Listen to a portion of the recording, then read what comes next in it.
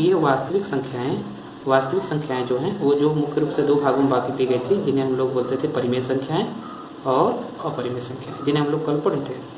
तो इस अध्याय में हम लोग मुख्य रूप से इन्हीं के बारे में पढ़ेंगे कि परिमेय संख्याएं क्या होती हैं और अपरिमेय संख्याएं क्या होती हैं, और इनके गुण क्या होते हैं, इनका निरूपण कैसे करते हैं और इनको ज्ञात कैसे किया जाता है। तो आज हम लोग परिमेय संख्या के बारे में अध्ययन करेंगे। तो ये हम लोग देख रहे हैं कि ये परिमेय संख्या लिखी गई कि परिमेय संख्या क्या होती है। तो हम लोग सबसे पहले परिमेय संख्या जान लेते हैं।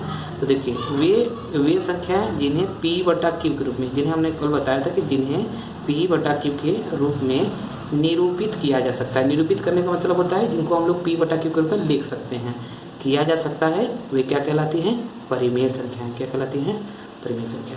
जैसे हम लोग अभी ऊपर देखे हैं परिमेय संख्या -1, -2, 0, 1, 2/3, 0.5 ये सभी हैं। तो इनको हम लोग देखिए P/Q के रूप में कैसे लिख सकते हैं। जैसे ये -1 है तो -1 को -1/1 लिख सकते हैं, -1/1, -2 को लिख सकते हैं -2/1, 0 को लिख सकते हैं 0/1 और 1 को लिख सकते हैं 1/1। ये क्या है? तो ये 2/5 का निरूपण हो गया। किसका हो गया? 2/5 का।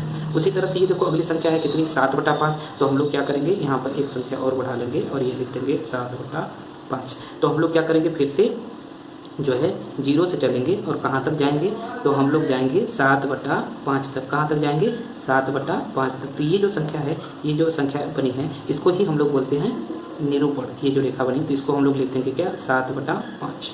उसी तरह से अगली संख्या है देखिए, जिसको हम लोग बोलते हैं क्या? -3/5। तो -3 तो फिर से 0 से चलेंगे। -3 देखिए जो बाईं तरफ है, तो यहाँ से 0 से चल करके और कहाँ पर जा करके रुकेंगे? तो ये -3/5 पर आकर के रुक जाएंगे। तो ये क्या हो गया?